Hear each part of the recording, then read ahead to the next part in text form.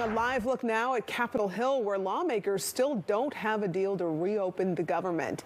Emotions are running high as time is running out for millions of people who are either counting on government benefits or praying for a paycheck. Republicans continue to plead with Democrats to pass a so-called clean funding bill, but so far it does not have the votes to pass the U.S. Senate. Democrats are holding out for negotiations on health care costs before they reopen the government. Now a federal judge in Boston is ready to step in as millions of Americans face a delay in food stamp benefits. Today, the judge signaled that she may order the Trump administration to tap into $5.3 billion in emergency funds to help cover November SNAP benefits. It's money the administration has so far refused to use. The judge said it's hard to call this anything but an emergency, warning benefits won't reach families by November 1st. Tonight, pressure is growing to reach a deal. 42 million Americans, including a million here in Georgia, will lose their SNAP benefits on Saturday if the shutdown continues. Frustration among federal workers is compounding things. It's putting stress on people. You know, the first couple of weeks this had no impact on the economy, but as every day goes by, the impacts start to grow. TSA workers and air traffic controllers haven't gotten their full paycheck in weeks. And as we've been reporting, that's led to a slew of delays at the nation's airports. There were ground delays of up to 90 minutes at Reagan National today due to staffing issues there. It came as senators left Washington for the weekend. Senate Majority Leader John Thune says his flight was among those delayed. More than 1 million Georgians depend on the Supplemental Nutrition Assistance Program to put food on their tables, and they will lose their benefits if the federal shutdown drags on and the Trump administration refuses to tap into those emergency funds. Fox 5's Christopher King spoke with a SNAP recipient about what this all means for her. He's live in southeast Atlanta. Christopher? Courtney, Russ, we are outside Frontline Response International. They say they've already seen a huge increase in people asking for food and shelter.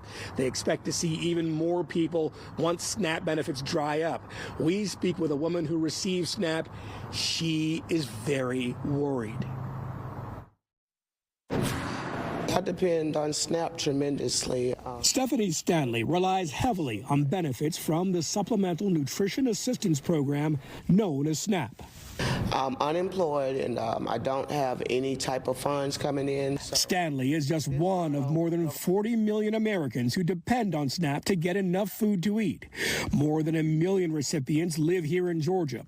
Come Saturday, if the federal shutdown grinds on, their benefits will run out.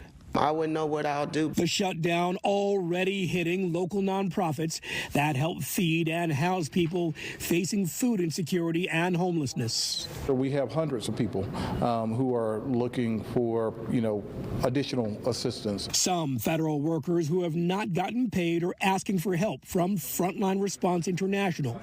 The Crisis Intervention Group says it's seeing a massive surge in people who've been evicted or have no money for food.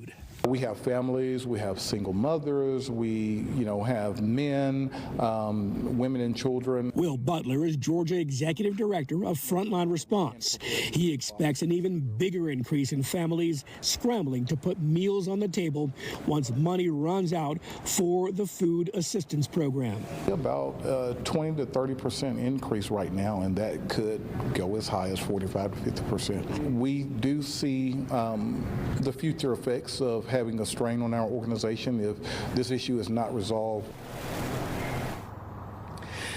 Frontline is adding about 100 more beds to keep up with demand, and they need clothing and food donations. If you want to help, we will have a link on our website. We're live in southeast Atlanta. Christopher King, Fox 5 News. Yeah, clearly a lot of people caught in the middle of this. Christopher, thanks. Democratic leaders here in Metro Atlanta want Governor Brian Kemp to use emergency funds to cover the SNAP gap. They're calling on him to tap into the state's $14.6 billion reserve to finance food assistance. But the governor says the state should not have to, quote, bail out Washington. I don't care who he blames. I care about solving the problem of 1.3 million Georgians going hungry beginning Saturday. He has the power and authority to declare an emergency and to access money. Governor Kemp has not budged. He says the shutdown is the fault of Democratic senators' unwillingness to vote for a clean continuing resolution. The governor says the SNAP program is federally funded and requires budgetary action from the U.S. Congress. There is no mechanism by which the state can replace benefits on customer cards. Governor Kemp also says the Office of Management and Budget cannot reimburse any state funds expended on federal programs. While Governor Kemp says he can't fund SNAP, lawmakers in other states are, including Ohio, which has both a Republican governor and Republican state legislature. Today, Governor Mike DeWine and state lawmakers unveiled a plan that would provide up to $25 million to fund SNAP. $7 million will go to various food banks. The other $18 million will be from emergency funds. Lawmakers in Ohio say they just wanted to help people in their state who need it. Lots of places around North Georgia are offering food assistance to anyone who needs it. A church in DeKalb County plans to do just that on Saturday. Fox 5's Larry Spruill will have that story later in this hour. And on fox5atlanta.com, we've got this article breaking down all the food banks and pantries by county. We also have information if you'd like to make a donation.